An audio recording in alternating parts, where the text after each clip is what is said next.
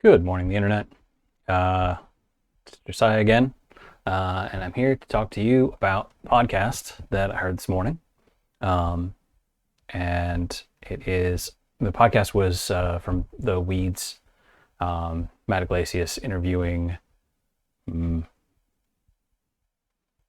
Julia Galef, talking about her book, The Scout's Mindset. And she does a really interesting job, expanding on the typical military metaphors about defending an argument or attacking an argument, and saying that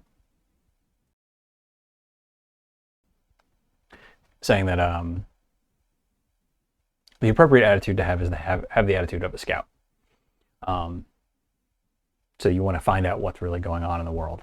You don't want to be defending a position that you came to the table with. You want to be open to exploring negative information as it relates to the strength of your argument, and just an interesting. I don't know. I haven't read the book, but like she sounds like a very thoughtful, very well-informed woman talking about the importance of fighting confirmation bias and how to go about that. She has an interesting anecdote about how she did that in the book and how she's like epistemically careful. And I love Matt Iglesias. They had a really lovely conversation. I'll link that in the show notes. And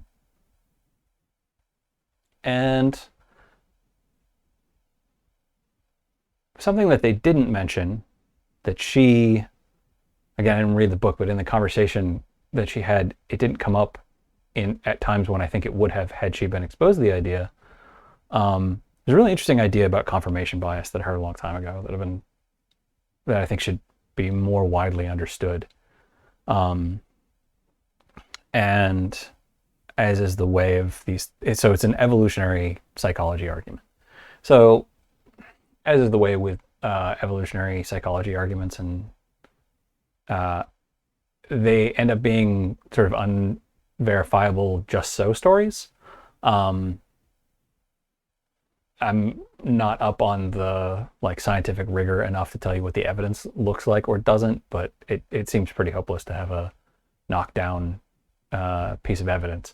But it's a perspective that I think is woefully underrepresented when it comes to humanity. I think that if you haven't taken evolution into account, it's sort of like making a political argument without taking history into account. Like you're just leaving something out, even if the history isn't 100% sure one way or the other. It's really indefensible to make a political argument that's ahistorical. Like you need to take it into account, and I think arguments and discussions about human beings and human beings' behavior that doesn't take evolution into account is irresponsible.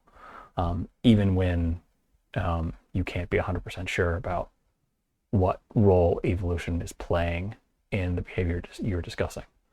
And that back to what I was saying, the evo-psych perspective that I heard turns out many a year ago, having tried to find the podcast, and it's in the archive of a podcast called Philosophy Bites, which is really great and apparently has 176 episodes in like the Wayback Machine that you can't search on their RSS feed, which delayed me starting this recording by at least 20 minutes. In that, there was an episode, which I will also link, about the role of rationality in human beings. And the guy who was interviewed on that podcast his name is Dan Sperber, and his argument is that the individual person is the wrong unit of analysis when you're talking about traits, especially in this case. So the capacity to debate and to have rational discourse and to rationalize, and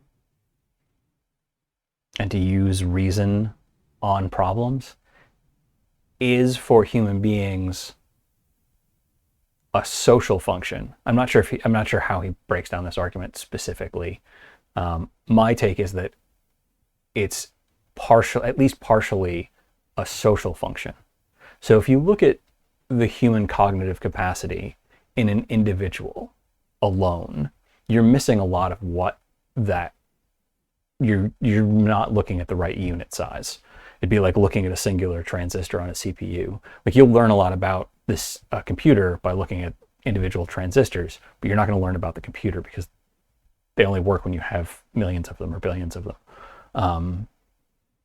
And people don't work in isolation. And by don't work, I mean they don't function at all. At all. And so and that interdependence is more obvious in children and in times of extremis, but like that the human animal exists in a group is really fundamental to how they work at all. And so we live in a society that is so over focused on the individual that the cognitive bias that gets talked about in this context is the fundamental attribution error. Fundamental attribution error is about an over focus on the individual and not on their context. And so confirmation bias, which is like sort of at the core of what this conversation was about.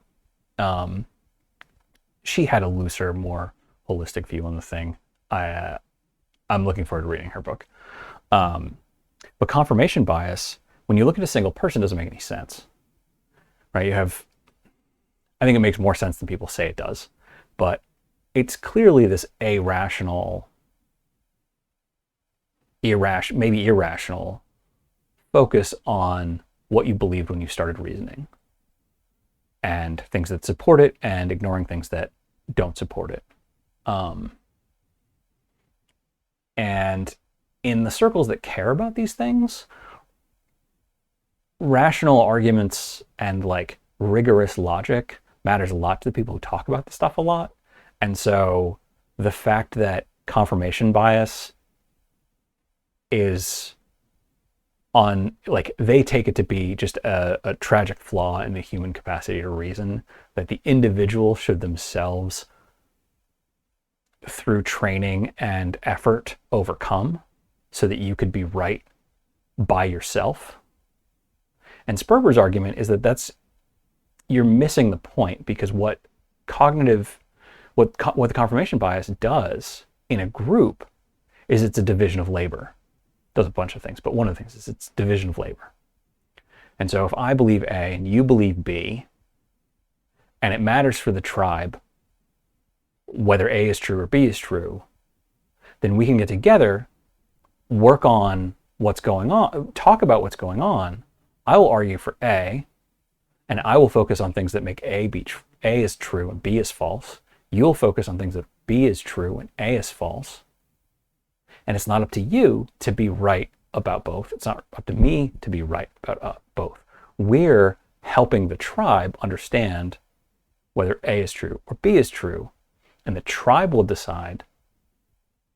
But that means that we don't have to self-criticize. I don't have to worry about using bad arguments in support of A, because you'll find all those, because you think I'm wrong. And your confirmation bias will lead you to all the arguments that support B and away from the ones that support A, and vice versa for me. And then the group decides. And what this requires a sort of a fair hearing by a semi-neutral third party. And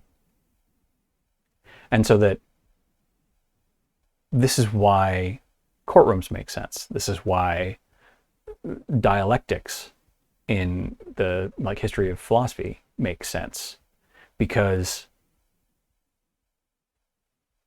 the human brain is set up with this function that makes sense in a social context, even though it does not make sense in an academically rigorous setting where you're expected to get to the truth by yourself. And oh Christ, I'm terrible at names. What's this woman's name? Julia Galef. I think she's making, her book is probably much more, her conversation certainly was much more generally, it's important to keep track of when you're trying to be right and when you're trying to like win, and you should focus on trying to be right, which is helpful not just in being correct, but also in understanding why you think what you think and why your opponent thinks what they think. So this like trying to see things clearly is really important. And so my point about the intersocial functioning of confirmation bias as a division of labor, that isn't so much a counterpoint to what she was saying, but it's a very interesting point that I think doesn't get discussed enough. People see, and this is part of my general, one of my biggest pet peeves, is that, you know, rationality just isn't all it's cut up to. It's not like, we are not rational animals who are flawed at being rational. We are animals with a capacity to reason that is very narrow, was narrowly evolved.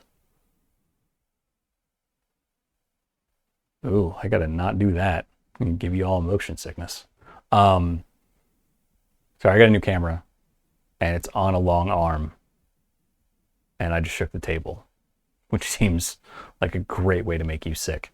Sorry, what was I saying?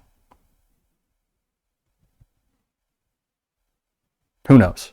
Man, I wish I was better at video editing. So, you know, she's making this great argument about why it's important to be true, and then right, rationality. Rationality is nonsense. It's not nonsense, but we're not rational animals. We're animals with a capacity to reason. And that capacity to reason is very specific to the great apes coming down out of the trees and out of the forest, or whatever evolutionary path we took. But the rationality that we have is a very narrow one that serves a very narrow set of purposes. It is not, you know, we're not flawed angels. We're not aspiring supercomputers. We're storytelling apes. And we should aspire towards being better apes and not towards being more angelic, because being more angelic is a fool's errand, and it doesn't understand, it doesn't take into account our history, our capacities, and what we're really like. And I wish that a more kind and more rich understanding of the human mind was more prevalent, because there's a lot of very harsh language and a lot of very harsh judgment about human reasoning that I think is counterproductive, and leads to strange garden paths where we're trying to figure out how to be more rational when we should be trying to have better judgment. Anyway, I hope that my rambling helps eat up some of your pandemic time alone, and I hope that some of the links I sent, I'm going to include, are helpful and interesting to you. And, have a good day.